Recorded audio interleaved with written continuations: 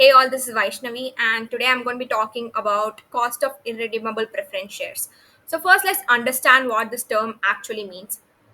So irredeemable basically means never taken back. So once when the company gives the money, it can keep it permanently and just keep paying dividends each year. That is, a proper definition goes such as irredeemable preference shares are special types of shares that give investors a fixed dividend every year forever. But the company never has to repay the amount it got for those shares. For example, imagine your friend gives you 100 rupees to help start a small shop. Every year you give him 8 rupees as a thank you forever. You never return the 100 rupees, but you keep giving 8 rupees every year annually. So that's what the shares actually mean.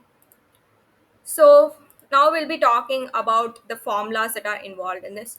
So there's only one formula, that is KP is equal to D by P naught into 1000, where KP is the cost of preferential capital in percentage, and D is the annual dividend money, and P naught is the issue price or the actual money the company received after expenses.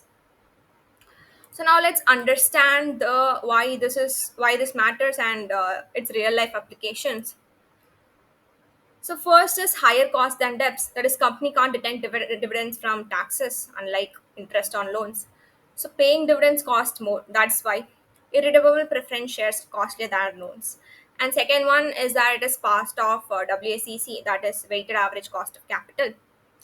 And third one is the advantage. Advantage, a permanent capital advantage. That is, the company can use money forever for growth without repayment stress. It's like having a steady long-term financial base.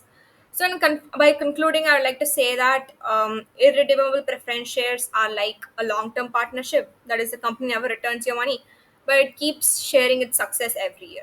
Thank you.